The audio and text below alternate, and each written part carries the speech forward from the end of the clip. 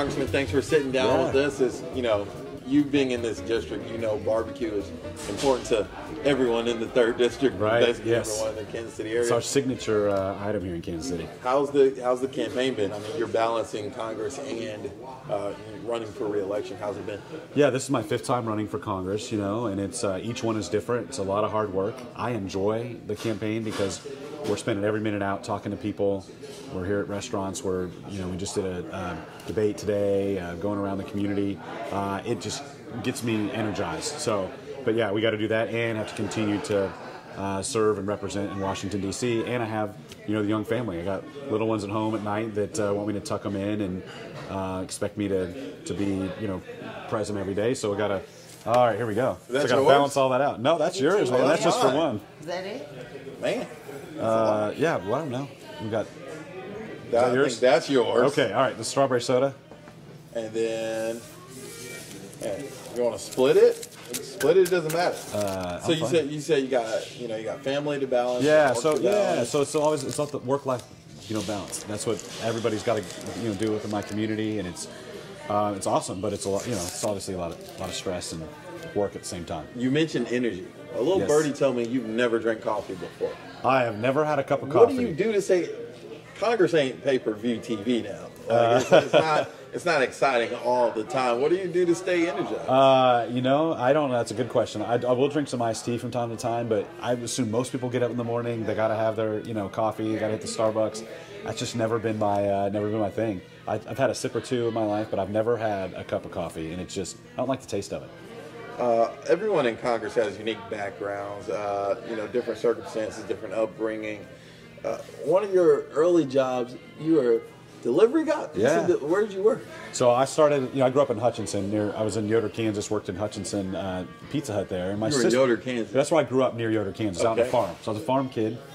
We grew, corn, wheat, soybeans. My family's been farming in rural Kansas for 5 generations. It's part of way of life, and it's just part of who I am. But I had to get a part-time job when I was in high school, and my sister had worked at Pizza Hut, so I went in and applied because that's where she had worked.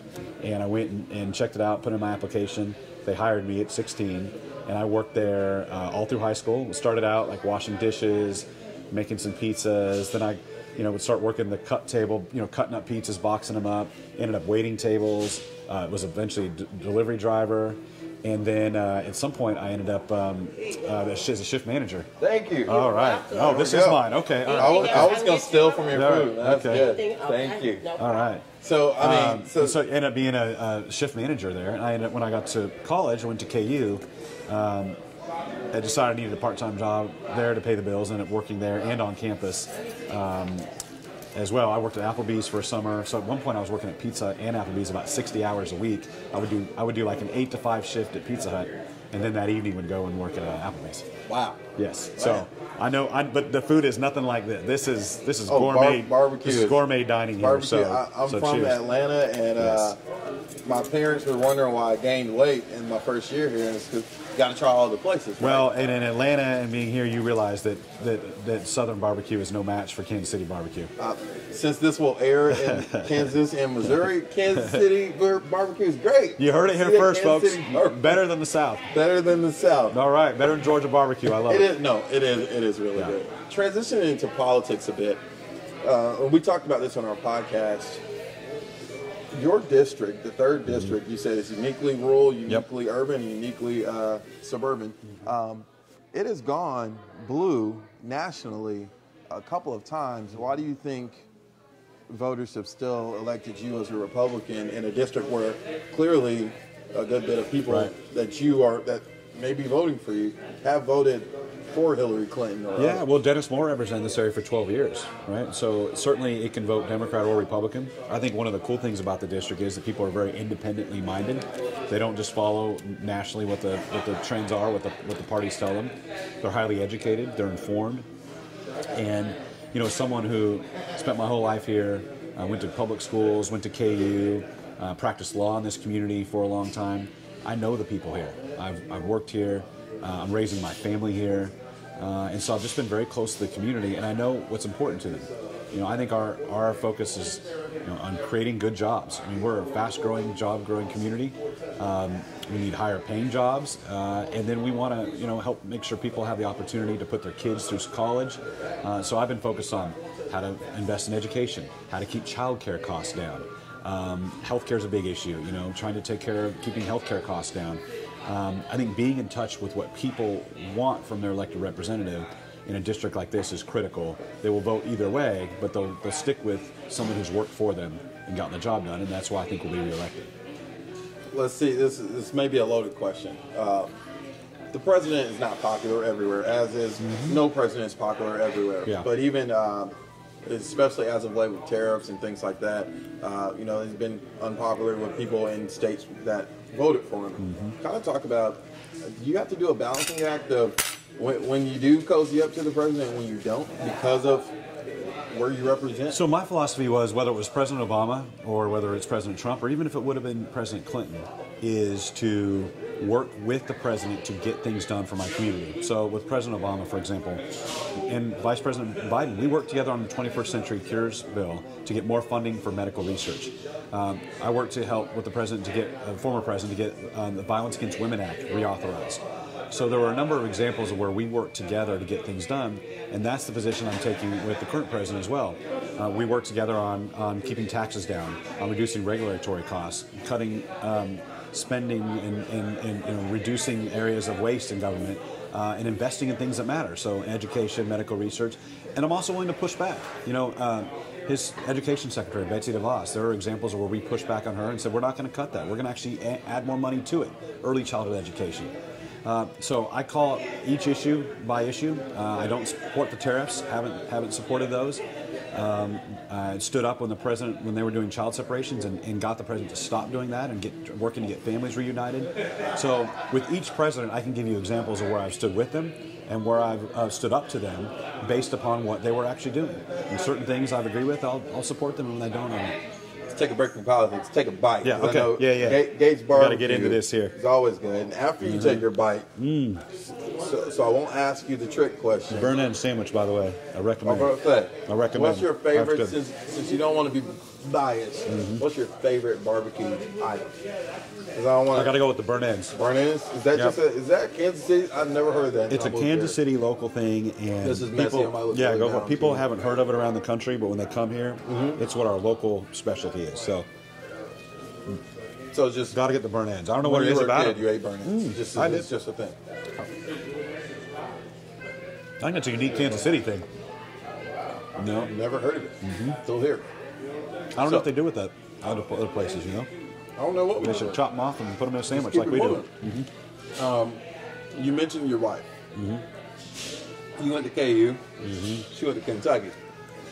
What's a better basketball program? Well, for the last few years, we've gotten the best of them. And Kansas has beaten Kentucky now, I think, 3 times in a row. But when it really, really mattered in 2012, I think. When it really mattered. In the championship game, they beat us. And that's kind of stung a little bit. That was in 2012. That's kind of stung a little bit. But they're both great programs. My joke always is that my wife, she married me because she wanted to find a guy who went to a real basketball school. Okay. And she wanted to get out of Kentucky and find a real school. But she hates that joke. She's a big Kentucky Wildcat. Although I'll tell you, I've converted her a little bit. Did you? Yeah, she probably roots for both. But I will tell you during that. Will she say that? Well, she will. But I'll tell you during that championship game, I saw her rooting for Kentucky. She's like, "Oh, I'm for both teams." Then she's like, "Yeah, go get them." I'm like, "Honey, come on." Have you guys played against each other on the court? Have Brooke and I played against each other? I don't know if we ever have. That's a good question. She's not a huge basketball player. We played tennis and some other things, but I don't know if we ever played basketball. We may have to try that.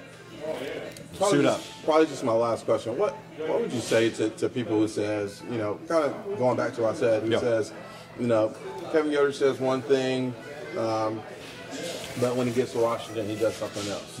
And I think the most visible thing is people thinking that you're buddy-buddy with the president, which, in your case, it might not be, he's in the same party. Well, look, I didn't support the president in the primary. I voted for Marco Rubio, But I do believe that when we elect a president, we need to work with the president to get things done. And I think when he's focused on job creation, on the economy, on national security, on reforming government, I think the majority of the public's with him. When he's focused on tweets or bullying or some of these other things that I don't like either, then I don't think the public's with him.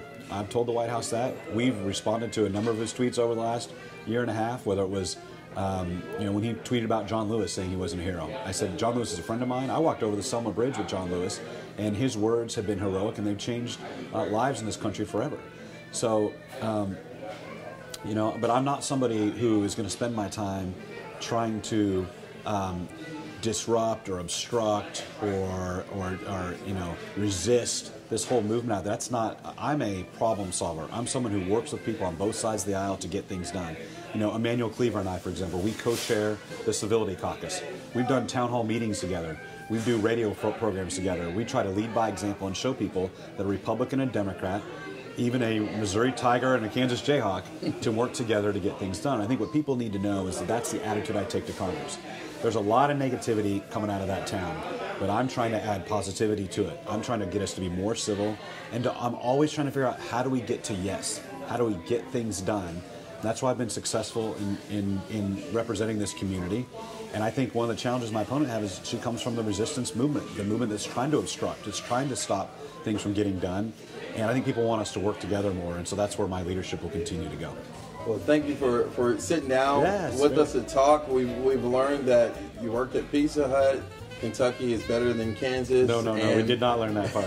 We did learn, ladies and gentlemen, we did learn that Kansas City barbecue is better than Georgia barbecue. And we got Stephen to admit it, and that to me is a victory for this whole. We can cut the camera off. Thank you guys. Thank you, guys.